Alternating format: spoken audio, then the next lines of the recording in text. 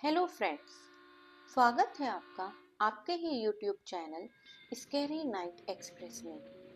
Friends, कई बार बदले की भावना में कुछ ऐसे काम हो जाते हैं जिनका हर्जाना पुश्तों को भी भुगतना पड़ता है, और यही हुआ था अमर के साथ। अमर एक युवा लड़का आधी रात को अपने दोस्त को स्टेशन लेने जा रहा था। उसके दोस्त की ट्रेन 3 घंटे लेट थी और उसे अपने गांव से स्टेशन आने में ही 1 घंटा लगता था।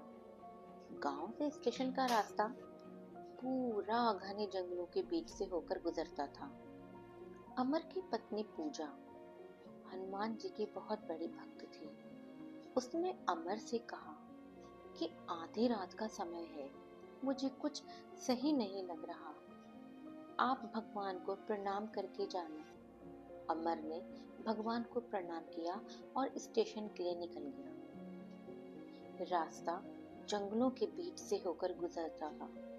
जैसे जैसे अमर रास्ते पर चलता जाता, रात का सन्नाटा और गहरा होता जाता। घना जंगल, रोशनी का नामो निशान नहीं। पगडंडी के आसपास झाड़ियों से झींगरों की आवाजें आ रही थी। अमावस की काली रात थी जो बेहद डरावनी लग रही थी। अमर को भी अब डर लगने लगा था।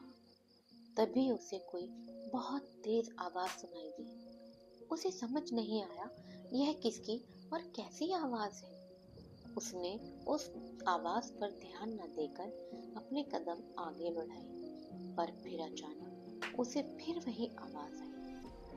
पर अब की बार आवाज वह पहचान गया कि यह तो ताली की आवाज है। उसे कुछ समझ नहीं आया और वह अनजाने में ही उस ताली की आवाज की ओर बढ़ने लगता है।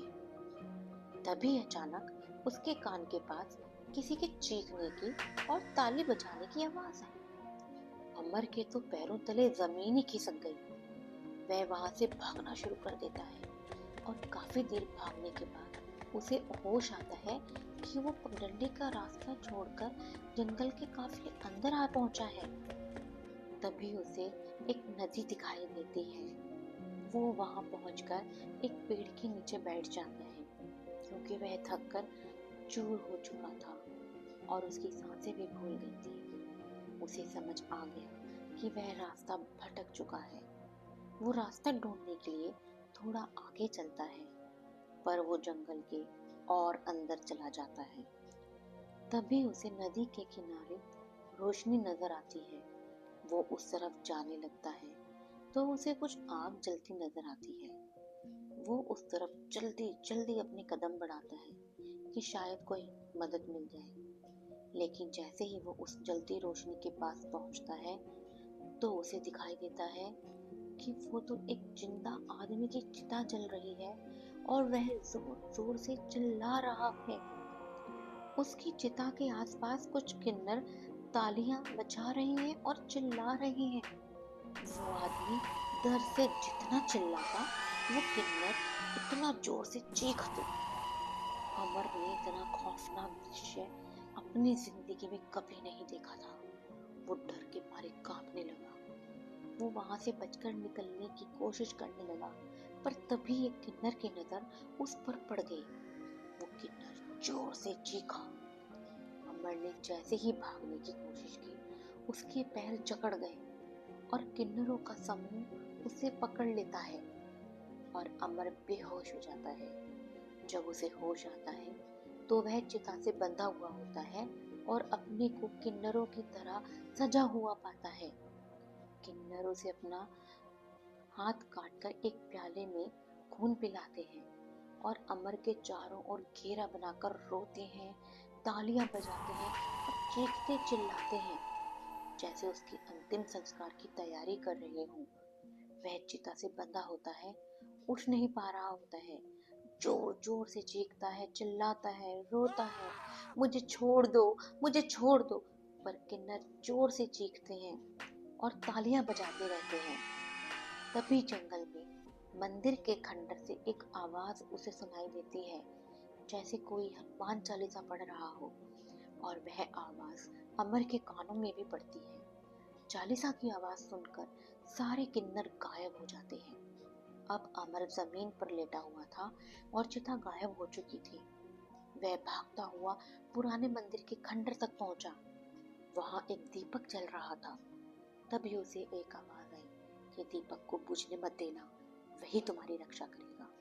उसने पूरी रात दीपक की लौ की रक्षा की और सुबह होते ही अपने गांव हनुमान चालीसा का पाठ करते हुए पहुंच गया।